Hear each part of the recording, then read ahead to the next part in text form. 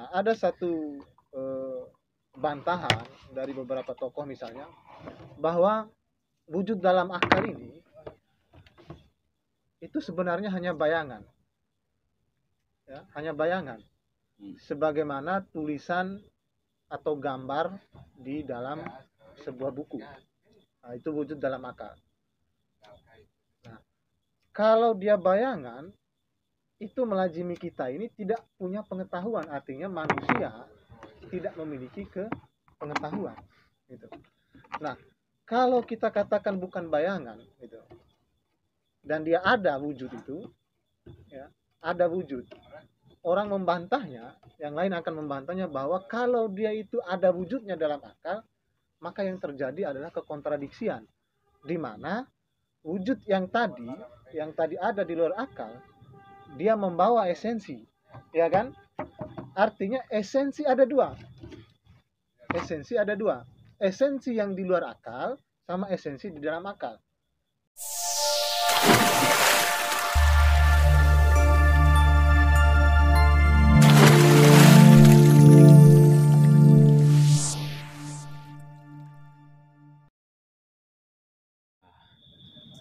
Masih pada memahami wujud dan esensi itu sendiri, gitu. Jadi kayak tadi yang saya coba turunkan dalam analogi bahwa esensi ini adalah hal yang mendasar atau inti, atau secara definisi dia syarat-syarat atau unsur-unsur yang melekat pada sesuatu. Nah, di mana unsur dan syarat yang melekat ini dia tidak boleh hilang pada sesuatu itu sendiri. Nah, maka tadi saya ambil analogi bahwa tembok, kalau pasir, semen, dan batu ini pada tembok itu hilang sebagai salah satu syarat atau unsur, maka kita tidak bisa bahasakan itu tembok. Nah, karena esensinya sudah hilang. Artinya esensi ini hal yang melekat atau inti daripada sesuatu.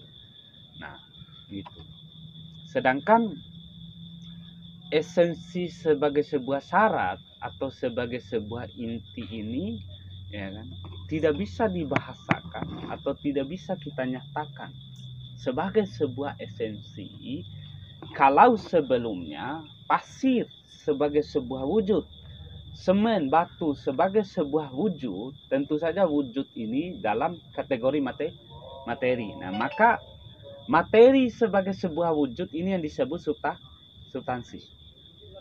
Atau dalam ilmu logika itu ada 5 substansi. Salah satunya benda. Maka benda itu terbagi menjadi, ya kan, benda berkembang dan tak berkembang, atau benda hidup dan benda mati. Ini bicara konsepsi materi. Begitupun dalam konteks pemahaman kita.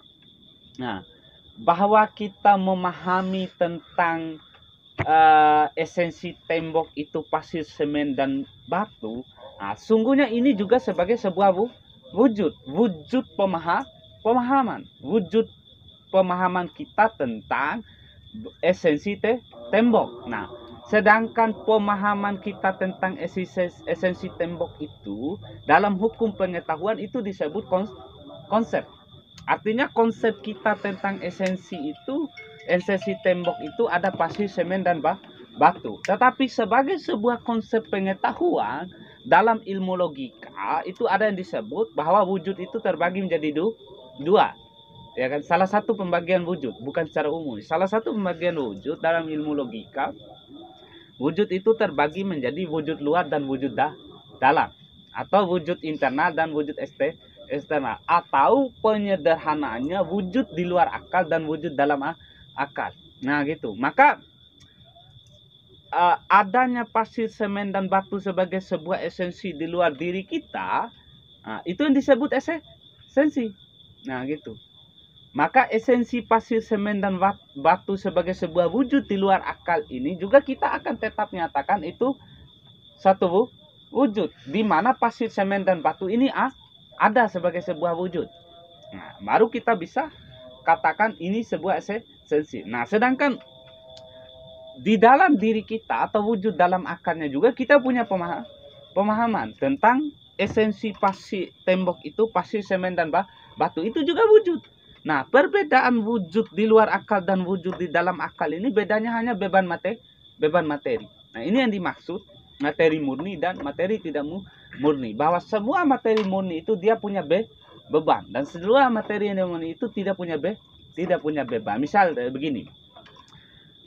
Batu di luar akal itu kalau kita bisa pegang, dia keras, dia berat. Nah, batu di dalam akal kita ini, wujud dalam akal itu tidak bisa dipegang dan tidak punya beban. Dia tidak berat. Nah, gitu. Itu perbedaannya. Tetapi antara wujud di luar akal dan wujud dalam akal itu sama-sama sebagai sebuah wujud. Nah, gitu. Sebagai sebuah wujud. Nah, ketika wujud ini kita pahami dalam diri kita, dia menjadi konsep pengetahuan. Nah, ketika kita pahami di luar diri kita, dia menjadi wujud murni. Yang kita bahasakan, kalau dalam hukum yang kita bahasakan itu sebagai sebuah esensi. Nah, baru kemudian kita bahasakan eksistensi. Nah, keberadaan sesuatu. Nah, di mana? Keberadaan tembok. Nah, tidak mungkin tembok ini ada sebagai sebuah tembok atau eksistensi tembok itu kita bahasakan sebagai sebuah eksistensi kalau sebelumnya eksistensi ini tidak didahului oleh esensi. Gitu. Maka apa? Ada nggak esensi? Ya kan? Bisa nggak kita menyatakan esensi sebagai sebuah esensi kalau sebelumnya tidak ada wujud? Nah, sama tadi. Dengan dalam konteks warna dan kain, ada nggak warna sebagai sebuah warna? Misal merah ini esensi ya, merah itu esensi, kuning itu esensi, putih itu esensi dia, gitu.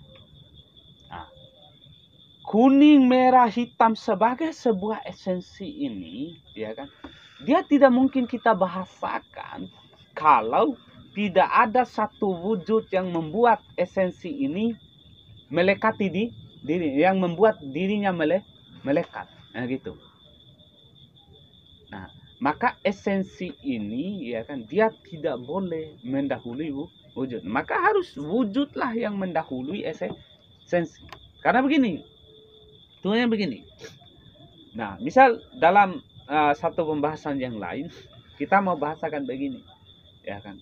Nah, misal kita mau bahasakan begini. Esensi sebagai sebuah inti sesuatu, ya kan?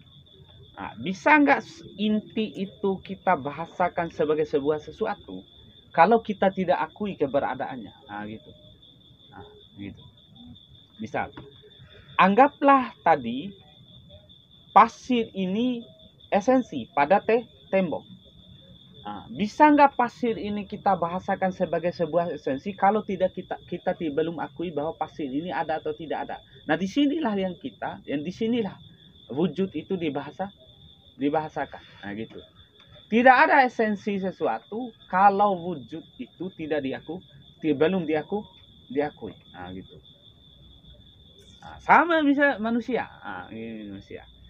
Ada nggak manusia itu? Ya ada. Nah, pengakuan manusia itu ada, itu melegitimasi bahwa adanya manusia itu dia melegitimasi hukum wujud. Nah, kalau kita tarik kembali logika, dalam ilmu logika, ada itu terbagi menjadi 4, ya gitu. Minimal dia punya nama, wujud, sifat, dan tindakan. Nah, gitu. Di poin kedua, wujud ini, ya kan? Ya, di poin kedua ini, wujud ini dia akan melegitimasi, ya kan, 3 hal dia. Yang pertama, dia melegitimasi keberadaan substansi, esensi, dan eksistensi. Bahkan kemungkinan sesuatu itu ada atau tidak ada, dia bergantung pada wujud. Hanya saja di satu pembahasan yang lain, kita akan pertanyakan, ada atau tidak ada kemungkinan wujud. Nah, gitu. Nah, maka kepastian daripada esensi sesuatu itu dia harus jelas dulu. Wujudnya bagaimana? Nah, bisa saja gelas ini tidak ada sebagai sebuah esensi. Kalau sebelumnya, ya kan, gelas ini kita tidak akui sebagai sebuah wujud. Makanya kenapa dalam syarat wujud, syarat ada dalam poin pertama itu disebut, syarat ada itu dia punya nama. Nah, Nama itu mengkonfirmasi bahwa sesuatu itu punya wujud. Nah, apa yang terkonfirmasi pada yang dikonfirmasi sesuatu itu ada atau tidak, itu dia mau bahasakan bahwa ada nggak substansi dan esensinya ini. Nah, kalau jelas pada substansi dan esensinya, maka kita bicara eksistensi sesuatu, keberadaan sesuatu. Nah, gitu. Maka eksistensi sesuatu ini, akhir daripada kita membahasakan eksistensi sesuatu ini dalam kembali pada dasar ada atau tidak wujud itu sendiri. Nah, karena wujud ini juga kalau dalam ilmu filsafat dia terbagi lagi. Ini saya tarik sedikit saja, tapi kita akan bahas di lain waktu di pembahasan lanjut, ada bahasannya nanti. Nah, misal wujud ini terbagi lagi beberapa hal, ya kan? Gitu. Ada banyak pembagian wujud ini, ya kan? Tetapi misal dari pembagian wujudnya saya ambil satu. Wujud itu bukan satu yang bertingkat. Wujud itu bukan sesuatu yang tersusun. Maksudnya begini, satu yang tersusun begini, ya kan? Ada manusia, ada kayu, ada Tuhan. Nah, kita sebut ada 3 wujud. Jadi tidak bisa. Kita tetap sebut satu, yaitu ada. Wujud itu ada. Kita tidak bisa sebut satu. Tetapi Tuhan, manusia, dan kayu ini kita itu esensinya. Nah, gitu. Esensi itu. Tuhan, manusia, itu esensi. Nah, wujudnya hanya satu. Kenapa satu? Yaitu ada. Bahwa manusia ada, Tuhan ada, dan kayu itu ada. Ini satu ketunggalan wujud. Tetapi dari 3 hal yang kita nyatakan satu wujud ini, kalau masuk pada esensinya, dia dibahas terpisah. Esensi Tuhannya bagaimana, esensi manusia bagaimana, esensi kayunya bagaimana, kan jelas beda-beda. Tetapi dia hanya memiliki satu wujud, yaitu ada. Nah, gitu. Maka wujud itu bukan satu yang tersusun. Nah, ini sebenarnya di pembahasan lanjutan, di pembahasan selanjutnya. Tapi saya mengambil sebagai sebuah contoh saja. Nah, gitu. Nah, maka awal argumentasi saya dari beberapa yang saya sampaikan, saya sudah mau masuk bahwa ada satu poin yang sudah saya mau bahasakan, bahwa esensi itu harus tidak bisa mendahului wujud. Wujud harus mendahului esensi. Karena tidak ada pengakuan sesuatu sebagai sebuah esensi kalau wujud sesuatu itu tidak diakui. Nah, gitu. Misal Anda nyatakan tadi tembok. Nah, ketika Anda sudah nyatakan tembok, Anda sudah melegitimasi wujud. Nah, gitu. Anda sudah melegitimasi wujud itu. Nah, legitimasi Anda tentang wujud inilah yang membuat Anda mulai melihat apa esensi tembok. Nah, kalau dalam bahasa pengetahuannya, ya kan, apa yang ada. Nah, artinya Anda mau bicara esensi, apa yang ada, misal. Nah, pertanyaan apa yang ada? Nah, Anda mau bicara esensi itu. Misal begini, tembok itu ada, iya ada. Keberadaan tembok itu karena adanya pasir, semen, dan batu. Maka kalau kita bertanya apa yang ada di balik adanya tembok, atau apa yang ada sebelum adanya tembok, ya ada pasir, semen, dan batu. Artinya esensi tembok, pasir, semen, dan batu. Tetapi ini adalah wujud. Nah, gitu. Makanya esensi ini harus didahului wujud. Nah, konsekuensinya begini. Kalau esensi itu terpaksa, ini anggaplah contoh. Esensi harus mendahului wujud, ya. Oke, bisa. Kita coba paksakan. Oke, esensi harus mendahului wujud. Maka konsekuensinya adalah ketika kita mau bahasakan esensi harus mendahului wujud, konsekuensinya adalah wujud menjadi sesuatu yang tiada. Wujud itu bukan satu keberadaan, tapi satu ketiadaan dia. Misal, apa esensi tembok, pasir, semen, dan batu? Nah, gitu. Bahwa tidak bisa kita mencari tahu wujud pasir, semen, dan batu kalau kita tidak ungkap dulu esensi. Nah, gitu. Maksudnya begini, kita mau akui pasir, semen, dan batu sebagai sebuah esensi tembok ini dulu, kita harus akui, baru kita nyatakan. Nah, ini kan terbalik. Anda mau nyatakan bahwa pasir, semen, dan batu sebagai sebuah wujud yang ada bisa, tapi dia harus belakangan. Apabila Anda harus mengakui dulu bahwa pasir, semen, dan batu sebagai sebuah esensi, maka konsekuensinya adalah ya kan, pasir, semen, dan batu ini Anda akan singkirkan menjadi sebuah ketiadaan, bahwa wujud itu ketiadaan, bukan keberadaan. Itu konsekuensinya. Nah, maka kalau begitu, maka kalau kita terima, maka kita akan mengingkari semua keberadaan sesuatu, bahwa awal segala sesuatu ketiadaan, bahwa wujud itu bukanlah sesuatu yang muncul dari ada, tapi wujud adalah sesuatu yang muncul dari ketiadaan, bahwa ketiadaan wujud itu di mana dia muncul karena konsep pengetahuan kita tentang esensi sesuatu, maka tidak bisa itu. Kalau titik start kita bicara wujud itu muncul karena esensi sesuatu. Nah, tidak bisa. Konsekuensinya wujud menjadi sesuatu yang tiada. Nah, maka mau tidak mau, ya kan, kita harus mengakui satu konsep di mana, ya kan, esensi itu diakui sebagai sebuah esensi apabila, ya kan, kita akui bahwa wujud sesuatu itu muncul karena sesuatu yang ada. Analoginya adalah tembok itu ada karena ada pasir, semen, dan batu. Artinya sesuatu yang ada hanya muncul dari sesuatu yang ada. Tidak boleh ada muncul karena ketiadaan. Maka diakuinya sesuatu sebagai sebuah esensi karena wujud itu sesuatu yang bisa menciptakan yang ada. Maka sama, wujud itu mencipta esensi. Tidak boleh esensi itu menciptakan wujud. Jadi itu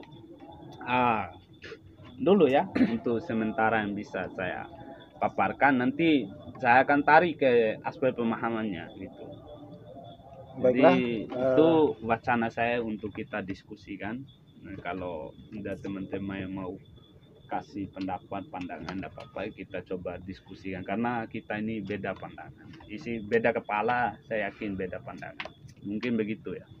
Ya, terima kasih kepada Kanda Wahidin telah menjelaskan panjang lebar terkait dengan wujud dan esensi, di mana beliau beranggapan bahwa wujudlah yang mendahului esensi, karena ketika esensi mendahului wujud, maka konsekuensinya adalah esensi ada itu dari ketiadaan, artinya kita akan berakhir pada ketiadaan.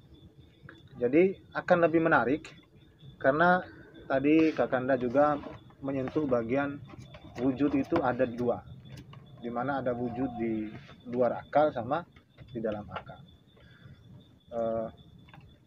Kira-kira antara wujud di dalam akal dengan wujud di luar akal, yang didahului antara esensi dengan wujud ini, baik di luar akal atau di dalam akal, itu bedanya bagaimana? Jadi pada penyampaian Kakanda kita tadi bahwa artinya wujud itu tidak sama dengan esensi. Ya, itu harus kita pahami. Wujud itu hanya sama dengan sesuatu, karena sesuatu itulah yang ada. Sesuatu itu dikatakan sesuatu karena adanya sesuatu itu. Nah, karena sudah disentuh bagian wujud luar dan wujud dalam tadi, ya, satu ketersinggungan itu mungkin bisa Kanda jelaskan bahwa apa sih perbedaannya, gitu kan? Apa sih perbedaannya wujud dan esensi di luar akal itu dengan wujud dan esensi yang ada dalam akal kita ini?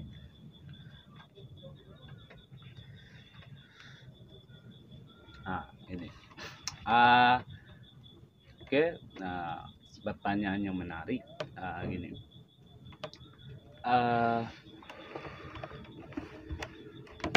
Apa tadi? Wujud dan esensi ini jelas beda ya. Beda. Karena kalau kita sudah bicara esensi, dia sudah bicara persepsi materi dia. Dia sudah bicara persepsi materi. Atau dia sudah bicara persepsi dimensi, kebendaan sesuatu. Dia sudah bicara benda. Karena dalam logika itu ada 5 substansi, saya tarik kembali ya kan. Ada ruh, jiwa, akal, materi, dan benda. Nah, untuk melegitimasi 5 substansi ini, ya kan? Untuk melegitimasi 5 substansi ini, maka substansi ini masing-masing punya esensi. Kenapa dikatakan ada 5 substansi? Karena hanya 5 item inilah yang diakui secara logika dia punya esensi. Baik dalam berbagai perspektif ini. Benda, nah, kalau kita jabarkan dan nyampe 2 hari udah cukup perspektif benda ini. Secara esensi. Nah, gitu. Jangan hanya kenapa hanya 5 kalau teman-teman bertanya. Tidak. Benda ini sudah kita bicara rumusan luas, ya kan? Nah, gitu. Kita sudah kalau dalam kajian eskatologi panjang kita turunkan itu, tetapi itu sudah lewat di logika. Nah, gitu. Jelas beda dia. Nah, wujud ini, ya kan? Dia hanya wujud ini hanyalah dia sesuatu yang menyifati saja, ya kan? Yang memberi sesuatu penyifatan sesuatu saja. Ya begini, penyifatan sesuatu yang saya maksud di sini begini. Nah, gitu. Ya begini. Misal gelas. Ini gelas, kata gelas itu adalah konsep Anda tentang plastik dan ukuran dan bentuk, ya kan? Itu gelas. Nah, gitu. Nah, plastik, bentuk dan warna ini juga adalah, ya kan, sifat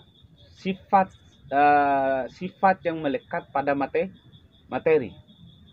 Sama konsep juga. Konsep kita tentang materi. Nah, konsep kita tentang materi. Nah, gitu. Jadi wujud ini hanyalah sifat umum dari semua materi atau benda-benda yang dimana keberadaannya diakui. Itu wujud. Nah, kalau Anda sudah bicara esensi, Anda sudah bicara konsep materi.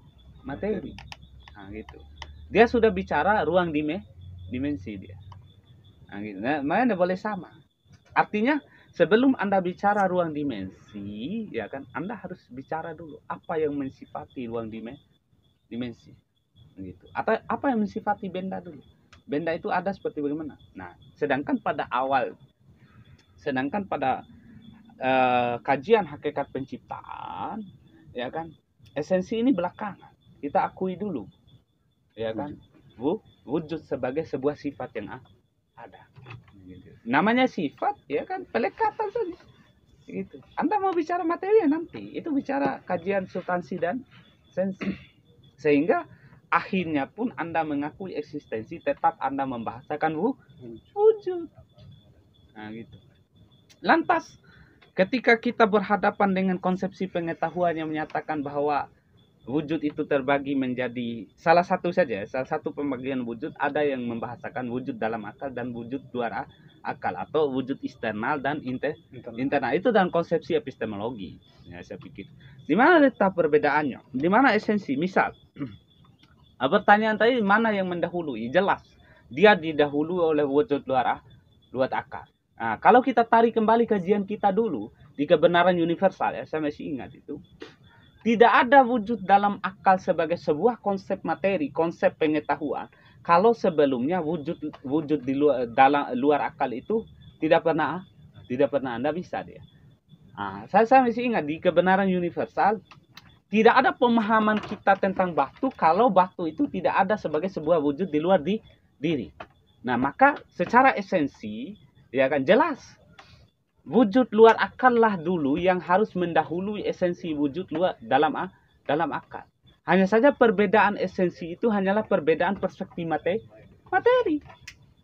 Perspektif materi yang saya maksud adalah bahwa esensi batu di luar wujud di luar akal itu dia memiliki beban, ya kan? Beban dan ukuran. Dia memiliki beban materi. Esensi batu di dalam wujud dalam akal itu dia tidak memiliki beban, tetapi sebagai sebuah esensi kita harus akui. Kenapa bisa disebut esensi? Karena pemahaman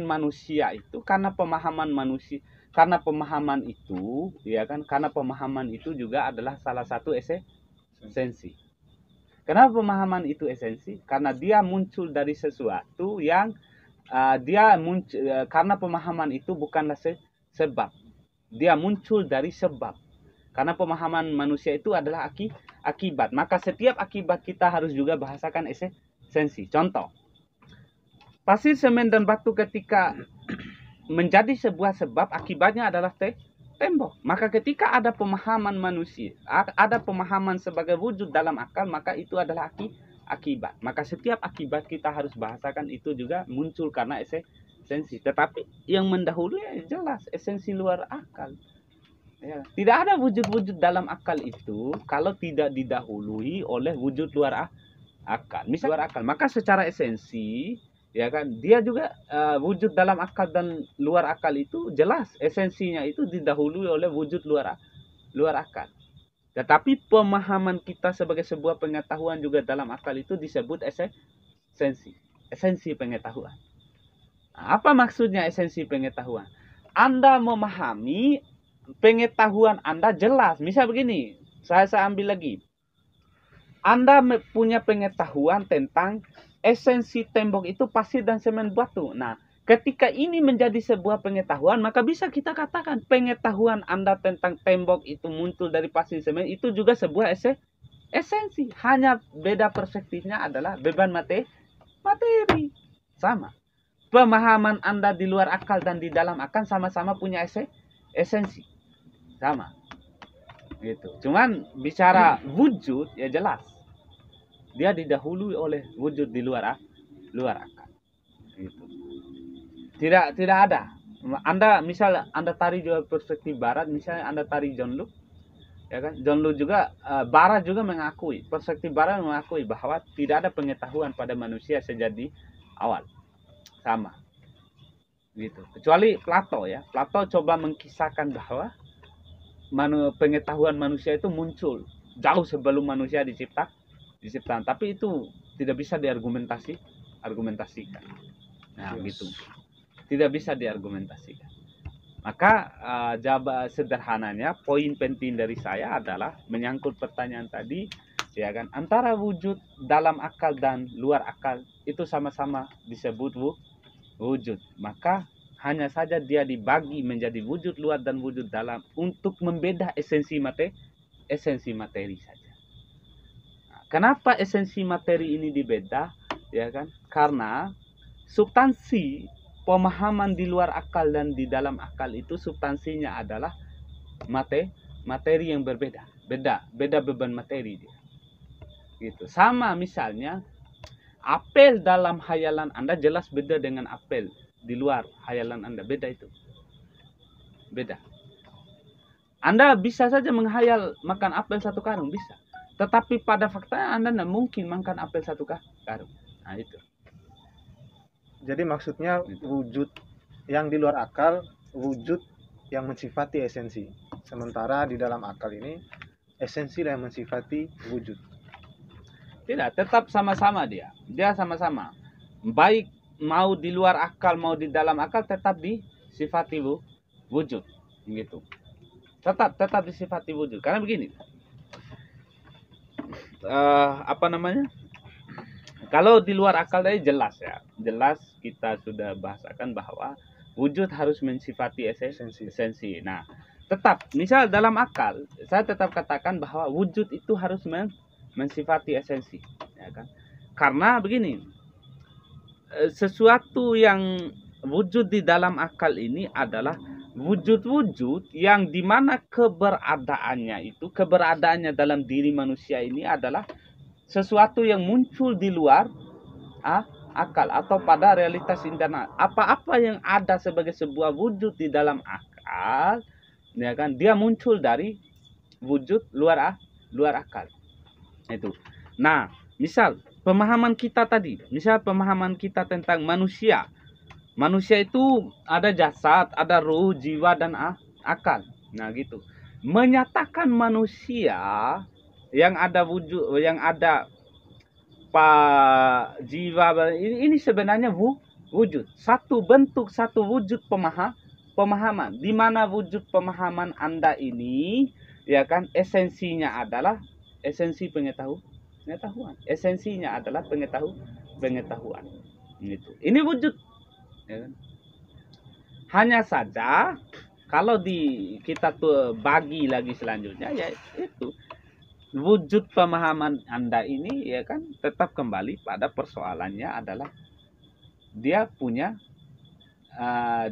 pertanyaannya ada dua, ya kan, keberadaannya di luar akal dan perspektif materinya bagaimana. Tapi dia tetap wujud. Yang membedakan wujud di luar akal dan di dalam akal itu hanya satu, beban materi saja. Contoh pada api. Jelas api di dalam akal tidak bisa membakar, jelas. Api di luar akal jelas membakar. Nah, Anda memahami api membakar di dalam akal Anda itu, ya kan? Anda memahami itu esensinya, esensi pengetahuannya. Tetapi beban materinya tidak bisa api di dalam pikiran Anda membakar, tidak bisa. Tetapi Anda memahami api itu membakar, itu esensi pengetahuannya. Nah, esensi pengetahuan ini muncul, kita akui sebagai sebuah esensi pada pengetahuan itu, ya harus ada wujud pengetahuan dulu. Harus ada wujud pengetahuan dulu. Itu. Semua tetap didahului oleh wujud. Karena esensi ini sejatinya adalah sesuatu yang melekat pada wujud. Dia disifati oleh wujud. Esensi ini disifati.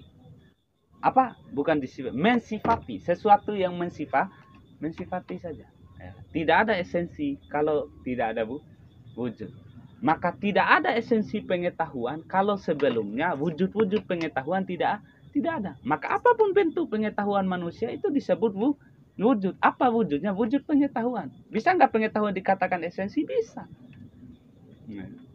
Ketika Anda akui itu sebagai sebuah pengetahuan, itu esensi. Ketika seluruh pengetahuan wujud-wujud pengetahuan Anda, ya kan, Anda ada yang disebut esensi, ada yang terkategori atau tergolong pada esensi. Ya, kita sebut esensi pengetahuan. Itu. Misal ada bahasan, ya kita mau bahas. Ya kita bahas esensi manusia.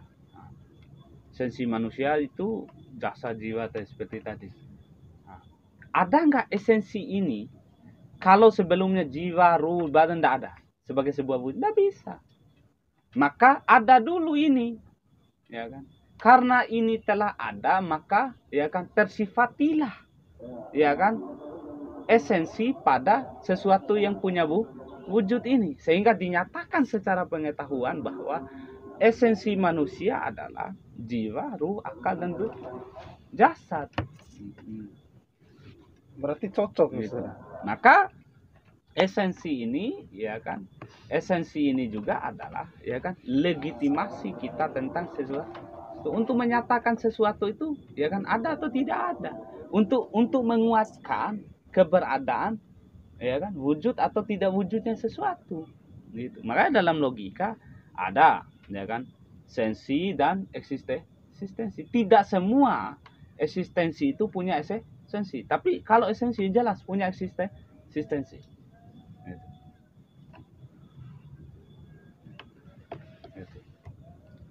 Dan tidak semua esensi itu harus menggantungi wujud, tidak bisa. Wujudlah esensi harus bergantung pada wujud. Tidak bisa esensi itu, wujud itu bergantung pada esensi, tidak bisa. Itu sekalipun di dalam akal. Sekalipun dalam akal, tidak bisa. Tidak bisa wujud itu bergantung pada esensi. Gitu. Gitu. Kalau kita mau bola-balikan, bisa esensi itu harus, wujud itu bergantung pada esensi ketika dalam akal, ya kan? Misal pemahaman kita tentang tembok, pasir, semen, dan batu itu kan esensi. Ketika itu esensi tembok itu pasir, semen, dan batu, ketika ini menjadi sebuah pemahaman, maka itu kan esensi telah mendahului wujud. Tidak bisa. Tidak bisa kita nyatakan begitu. Ya. Bahwa yang membuat kita punya pengetahuan tentang esensi tembok itu adalah wujud. Begitu. Maka pemahaman kita tentang esensi tembok itu juga adalah akibat daripada adanya wujud tadi. Sehingga kita berpengetahuan tentang tembok itu esensinya ini. Nah, sehingga dalam posisi kedudukan di dalam wujud di dalam akal juga kita harus akui dulu wujud pemahaman.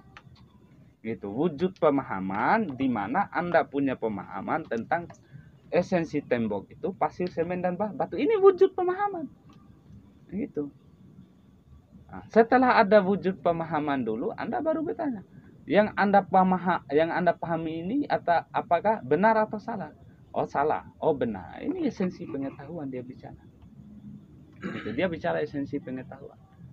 Gitu. Ketika Anda mau menguji wujud dalam akal itu. Baiklah, tanpa menarik ya teman-teman. Tapi ya jangan bingung dulu. Saya pun sedang sakit kepala sekarang. Jadi begini Bang, tadi Abang singgung itu bahwa kita bisa ketahui ini gelas, ya kan? Karena ada wujud gelas. Jadi maksudnya tadi dipilah kan, ada wujud dalam akal sama wujud di luar akal. Pengetahuan kita tentang gelas itu ada gelas di luar diri kita. Nah, ada satu bantahan dari beberapa tokoh misalnya bahwa wujud dalam akal ini itu sebenarnya hanya bayangan. Ya, hanya bayangan. Sebagaimana tulisan atau gambar di dalam sebuah buku. Nah, itu wujud dalam akal. Nah, kalau dia bayangan, itu melazimi kita ini tidak punya pengetahuan. Artinya manusia tidak memiliki pengetahuan. Gitu. Nah, kalau kita katakan bukan bayangan, gitu, dan dia ada wujud itu, ya, ada wujud. Orang membantahnya, yang lain akan membantahnya bahwa kalau dia itu ada wujudnya dalam akal, maka yang terjadi adalah kekontradiksian, di mana wujud yang tadi ada di luar akal, dia membawa esensi, ya kan? Artinya esensi ada dua. Esensi yang di luar akal sama esensi di dalam akal. Nah, bantahan ini menyatakan bahwa esensi pada substansinya dia adalah sesuatu yang berdiri sendiri, yang kalau dia ada dua itu menjadi kontradiksi. Nah, kalau dia bayangan itu melazimi bahwa kita ini sebenarnya manusia tidak memiliki pengetahuan. Artinya tidak ada wujud di dalam akal. Ini bantahan-bantahan daripada tokoh-tokoh yang lain. Nah, kira-kira bagaimana tanggapan Abang terkait dengan hal tersebut?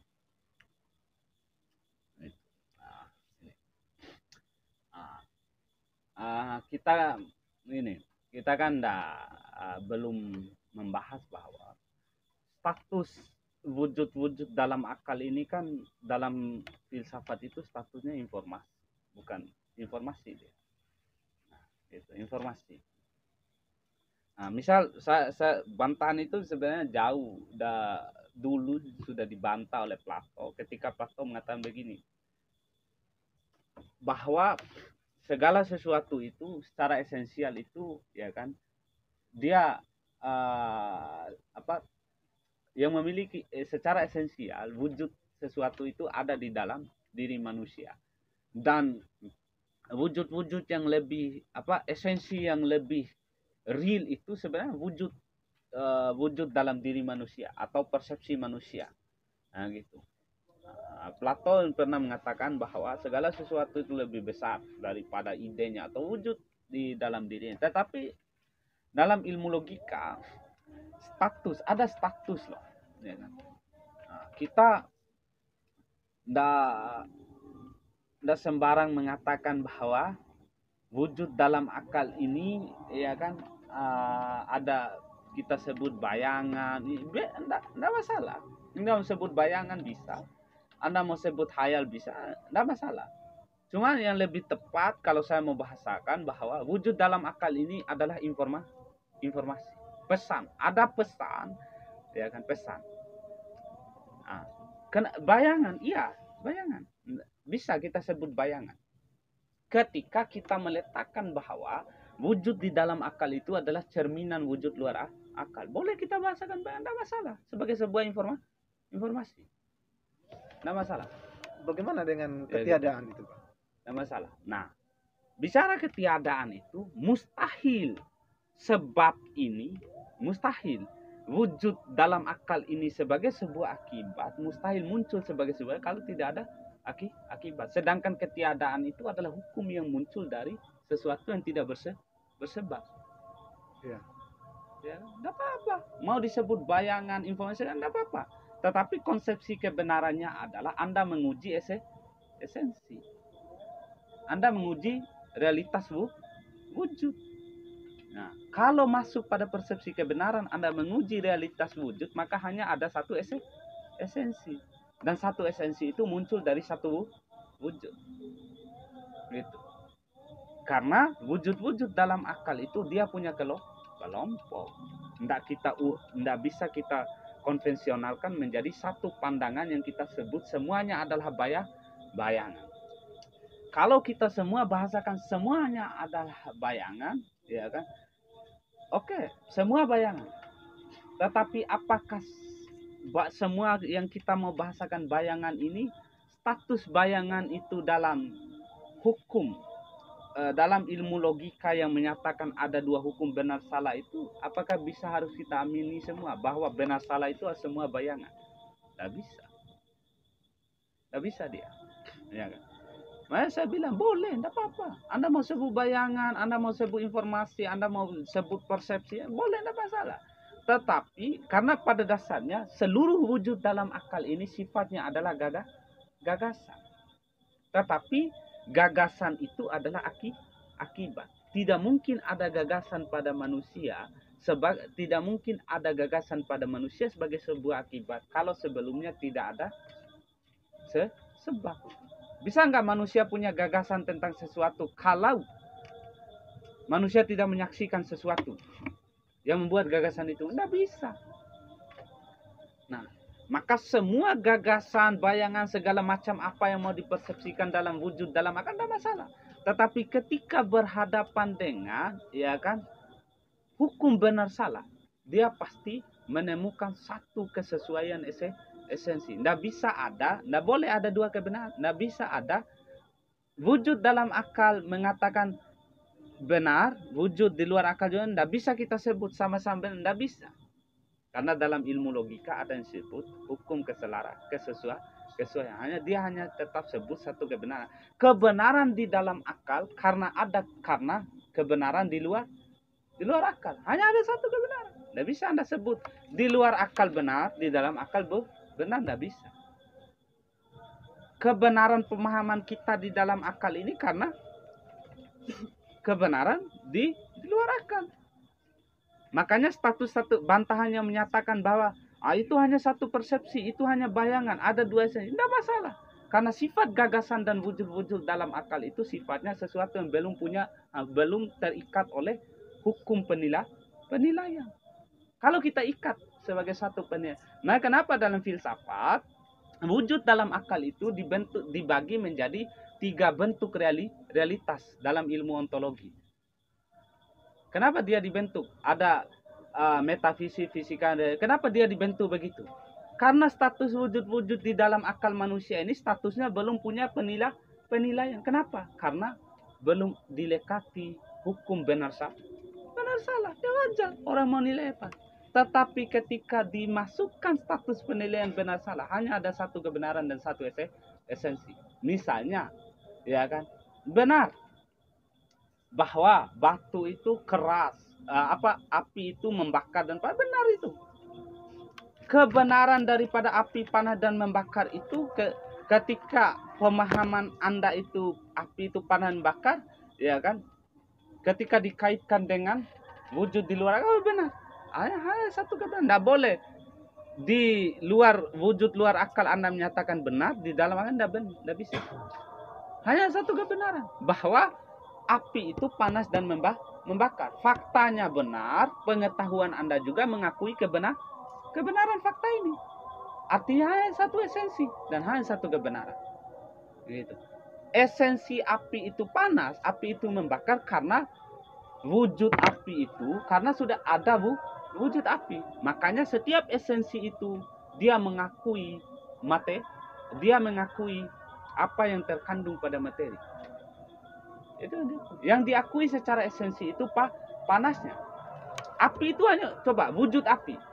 Bisa nggak Anda tahu api itu panas kalau belum mencobanya? Maka kontaminasi materi inilah yang memungkinkan ada pengakuan esensi. Gitu. Anda tahu api itu panas kalau tidak menyentuhnya, nggak bisa. Karena Anda telah nyentuh, oh iya panas. Artinya Anda mengatakan, oh api itu panas ya. Ini esensi. Ini esensi. Tidak ada esensi api itu panas, dinyatakan api itu panas kalau tidak ada wujud api. Nah, maka tetap satu dia. Wujud kebenaran tetap satu wujud dia. Makanya kenapa dalam filsafat itu kebenaran itu dibahasakan kesesuaian antara ide dan realitas. Ketika menemukan kesesuaian, dia hanya ada satu kebenaran dan satu esensi. Tidak boleh ada dua. Kenapa wujud itu harus terbagi dulu menjadi wujud dalam akal dan luar akal? Yang dua itu pembagian wujudnya, bukan kebenaran dan esensinya. Kalau Anda mau sebut satu esensi, tidak bisa ketemu materi dan non-materi dong. Tidak bisa. Makanya dibagi dalam filsafat itu. Kenapa harus dibagi dua persepsi wujud? Ya kan? Untuk tidak mengkontradisikan satu esensi pada materi murni dan non-materi murni. Karena beban materinya tidak bisa ketemu. Nah, kalau Anda satukan esensi, kehilangan. Saya bingung cara saya untuk memahami hukum akhirat ini. Pasti bingung saya. Bagaimana kita memahami bahwa di akhirat nanti ada buah, ya kan? Sedangkan di sana non materi semua. Nah, gitu. Tapi esensinya adalah materi. Dan kebenarannya adalah bahwa kebenarannya ada satu. Kebenarannya diakuinya ada wujud realitas. Hanya saja membeda realitas itu beban materi. Tidak boleh Anda menyatakan ada dua apel di dunia dan apel di akhirat. Ada dua kebenaran. Tidak bisa itu. Tetapi dalam persepsi materi sama, hanya ada satu apel. Tetapi dalam konsepsi realitas dia dibagi menjadi materi dan non materi. Apel tetap satu. Ya kan? Api tetap satu. Ya kan? Makanya kenapa dibeda begini? Bisa nggak api dalam akal pikiran membakar? Ya tidak bisa. Kenapa tidak bisa? Karena beban materi, panasnya api di dalam pikiran itu tidak ikut serta. Ya, tidak masuk dia. Kenapa? Tidak bisa. Bebannya tidak ikut. Karena seluruh pemahaman dalam akal ini tidak punya beban materi. Ya kan? Tidak punya beban materi. Misal, kalau kita bawa ke ilmu irfan ini, bagaimana bang? Ketika orang yang punya pemahaman api itu membakar, ketika dia memandang sesuatu terbakarlah pagar. Ah, gitu. Ya aja, logis. Coba terbakarnya dalam wujud dalam akal ya bisa. Karena terbakarnya di wujud luar akal ya bisa. Karena beban materinya harus ketemu di luar dia. Gitu. Bisa. Itu hanya orang-orang punya kemampuan lebih yang bisa mengkonsepkan esensi pemahamannya di dalam diri untuk dimanifestasikan. Dia tidak bisa. Karena beban materinya ada di luar, tidak bisa. Kalau selama sama-sama masih dalam wujud yang tidak punya beban materi. Gitu. Contoh, Anda mimpi ini digigit ular. Anda tidak merasakan sakit itu dalam mimpi Anda. Anda bangun dulu baru Anda rasakan sakit. Karena beban materinya di realitas eksternal. Tidak ada beban materi di realitas internal itu. Tidak ada. Maka hanya ada satu esensi dan satu wujud. Tidak boleh. Kalau misal, Anda mau bahasakan begini. Ada dua bang. Esensi materi di wujud luar akal itu esensinya adalah ada beban materi yang kita katakan sebagai materi murni. Sedangkan di wujud dalam akal itu esensinya adalah tidak ada beban materi. Anda bisa. Yang namanya esensi itu adalah pengakuan, ya kan? Yang namanya esensi itu adalah inti daripada sesuatu. Sedangkan inti daripada api itu panas dan membakar. Karena dalam api sudah tidak ada panas membakar, meski ada pemahamannya, maka tidak bisa ada dua esensi. Hanya ada satu esensi. Karena satu esensi itulah yang membuat ada pemahaman kita tentang api itu panas membakar. Maka secara epistemologi itu disebut esensi pengetahuan. Bahwa pengetahuan kita itu telah sampai pada esensi. Nah, itu lanjutan. Pengetahuan kita sampai memahami esensi api. Esensi apinya tetap satu, panas dan membakar. Hanya saja pengetahuan Anda telah sampai memahami esensi api itu panas dan membakar ketika terjadi ketika pemahaman Anda sampai ke situ sebagai sebuah bentuk wujud dalam akal. Tidak ada dua esensi. Wujudnya juga itu. Hanya ada wujud api. Nah, wujud api ini dalam pembagiannya. Ya begini. Makhluk itu hanya ada satu. Hanya satu makhluk. Satu makhluk ini satu ini ketika dibagi ada makhluk hidup dan makhluk ada benda mati dan benda hidup. Hanya ada satu sebenarnya makhluk. Umat hanya ada satu. Misal dalam kata hanya ada satu. Nah, pembagian inilah. Kenapa? Anda belajar dalam ilmu logika di bab pembagian itu. Dia hanya ada satu. Inti esensinya hanya satu. Pembagian itulah yang menyebabkan sesuatu itu dilihat dari berbagai sudut. Begitu. Sama. Manusia satu. Hanya ada satu manusia. Identitas pembagian manusia inilah yang banyak. Makanya dalam ilmu logika itu dibahas itu. Definisi pembagian gitu. Jadi untuk menghindari, ya kan? Untuk menghindari pemahaman kita menyamakan gitu. Sama misal dalam ilmu logika itu, ya kan? Substansi itu satu, ya kan? Satu kesatuan substansi inilah yang terbagi menjadi 5 substansi. Sama ya? Begitu. Tuhan sama, satu. Hanya satu. Bagian-bagiannya banyak. Sama. Substansi hanya satu. Bagian-bagiannya yang banyak. Esensinya satu. Bagian-bagian esensi yang banyak. Gitu. Nah, enggak boleh. Makanya kenapa di ilmu logika itu dibahas dulu. Ada hukum pembagian. Gitu.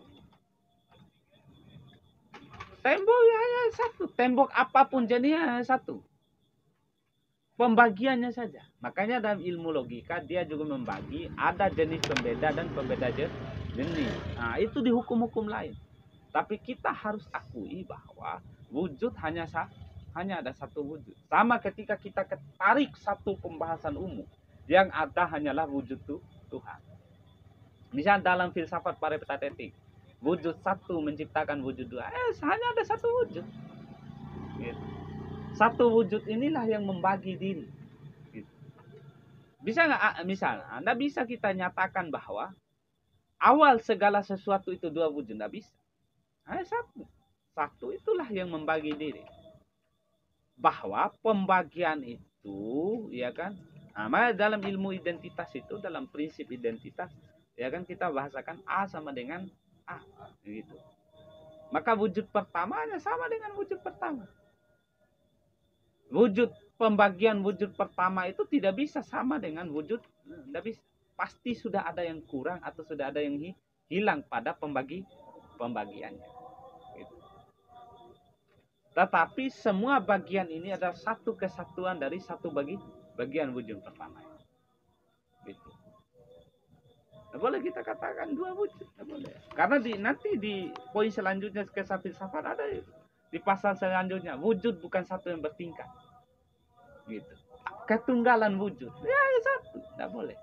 Misalnya ada manusia, ada Tuhan, ada hewan. Tidak bisa Anda katakan empat, tidak bisa. Hanya ada satu, yaitu ada.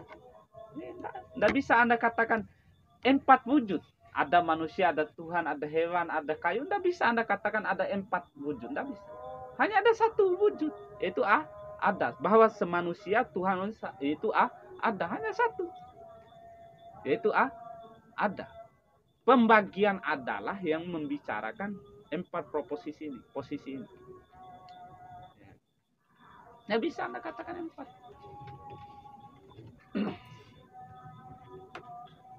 Oke.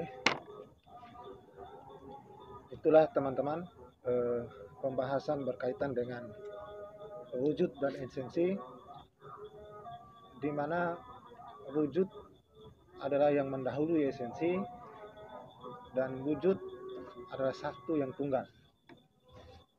Ya, sebelum kita menutupi atau mengakhiri daripada pembahasan kita terkait wujud dan esensi, barangkali ada pertanyaan atau sanggahan dari teman-teman. Igo? Tidak ada. Ya, nanti kan di pembahasan selanjutnya kita bahas tuntas itu di pasal selanjutnya itu. Silakan. Baik, terima kasih atas kesempatan yang diberikan oleh moderator Kakanda Zakaria. Sedikit saya ingin bertanya terkait tanggapan yang saya tanggapi terkait pembahasan Kakanda tadi, bahwa esensi, bahwa wujud yang mendahului esensi. Tapi menurut saya tanpa adanya esensi maka wujud ini juga tidak akan ada tanpa adanya esensi. Begitu pula dengan esensi, tanpa adanya wujud maka esensi ini tidak akan ada. Jadi apakah esensi dengan wujud ini apakah saling bersenambungan ataukah bagaimana? Karena begini, menurut pemikiran Adinda, karena tanpa adanya esensi maka suatu bentuk ataupun wujud itu tidak mungkin akan terjadi ataupun tidak akan ada yang namanya bentuk. Begitu pula dengan esensi, tanpa adanya esensi maka wujud pula tidak akan ada. Sebaliknya pula dengan wujud, tanpa adanya esensi maka wujud ini pula tidak akan ada dalam suatu bentuk yang namanya bentuk. Jadi terkait permasalahan itu bagaimana pendapat Kakanda? Ya, ini itu jadi argumentasi itu hanya saja kita begini, kita tidak kurang memahami itu sebenarnya argumentasi hukum kebergantungan saja. Yang namanya hukum kebergantungan itu misal sama dengan analogi tadi. Misal saya tanya, apakah warna yang bergantung pada kain atau kain yang bergantung pada warna?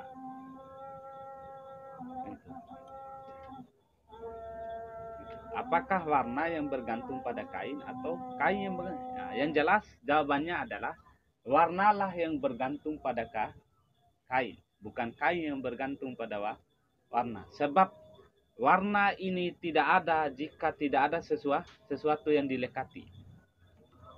Nah, gitu. Tidak ada itu. Nah, kalau kita mau bahas ke sistem hukum saling kebergantungan sesuatu. Nah, tetapi untuk persoalan wujud dan esensi ini kita tidak boleh bahasakan bahwa ini wujud itu bergantung pada esensi, tidak bisa. Gitu. Sebab semua esensi, misalnya semua yang ada ini, anggaplah esensi, ya kan? Anggaplah manusia ini semua masing-masing punya esensi, anggaplah begitu, ya kan? Nah, kita tarik hukum umum bahwa hukum umumnya ada nggak segala sesuatu yang kita nyatakan sebagai sebuah esensi ini dari awal? Bisa nggak esensi ini berdiri sendiri dari awal? Tidak bisa. Maksudnya ada nggak ini semua sebagai sebuah esensi yang kita lihat tadi ini, termasuk diri kita? Tidak ada. Nah, jawabannya kalau Anda mau jawab awal segala sesuatu itu bisa, kalau Anda jawab berarti Anda sama dengan menyatakan bahwa awal segala sesuatu ketiadaan. Kan begini, mustahil itu. Sedikit. Ya.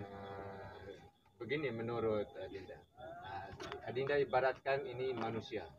Tanpa adanya esensi, maka jiwa ataupun jasad ini kan tidak mungkin ada. Tanpa adanya esensi-esensi yang mendukung daripada jasad ini. Salah itu.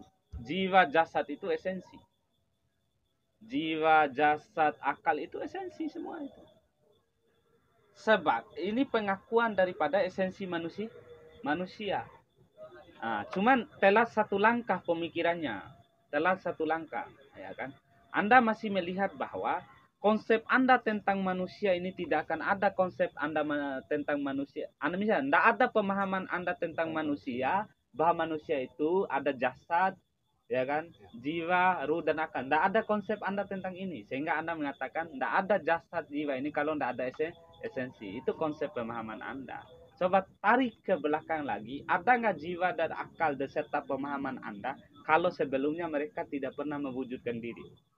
Ada nggak itu? Boleh Anda nyatakan sebagai sebuah esensi. Kalau sebelumnya itu tidak pernah mewujudkan diri. Tidak ada. Telat selangkah. Maksudnya Anda memberi pernyataan itu, ya kan, bahwa dalam pemahaman Anda sebagai konsep Anda, dalam pemahaman Anda, itu kan pemahaman kamu yang menyatakan bahwa tidak mungkin ada manusia, tidak mungkin ada pengakuan jasad, jiwa, ya kan, akal dan ruh pada manusia kalau tidak ada esensi. Nah, itu kan pernyataannya. Betul. Tetapi konsep pengetahuannya itu.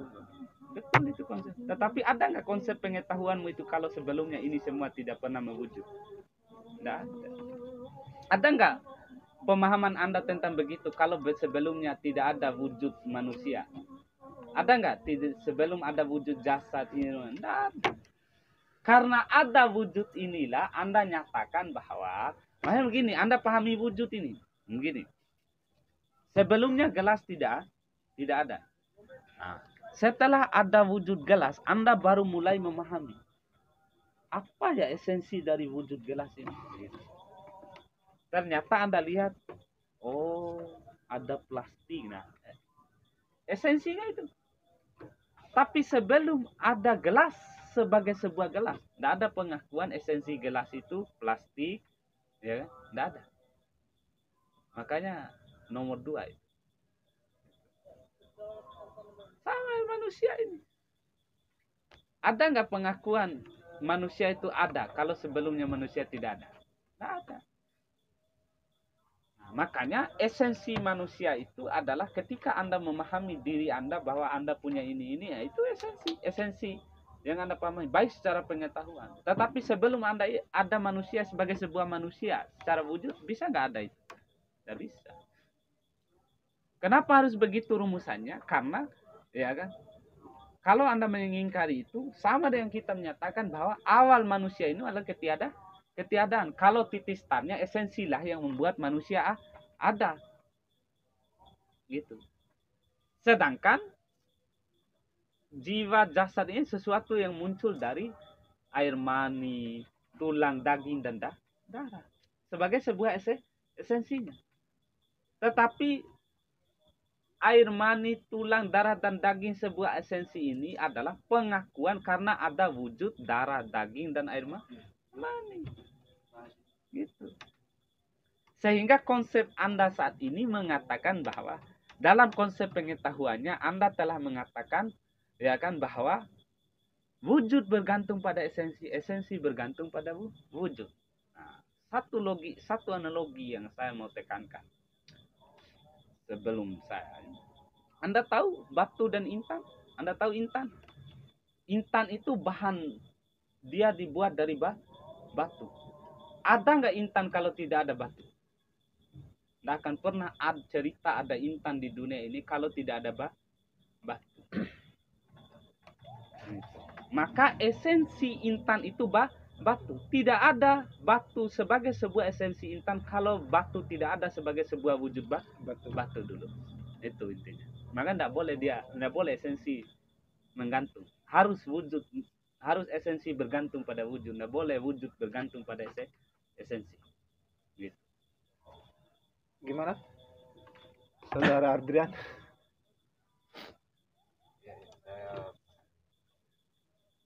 Ya baiklah. teman-teman sekalian, pembahasan yang begitu menarik. Jadi berdasarkan apa yang sudah dipaparkan oleh kanda kita Wahidin dalam sketsa filsafat, ini masuk pada 2 bahasa. Artinya pada kelanjutan video kita selanjutnya kita akan membahas pada bahasan ketiga atau keempat. Ya.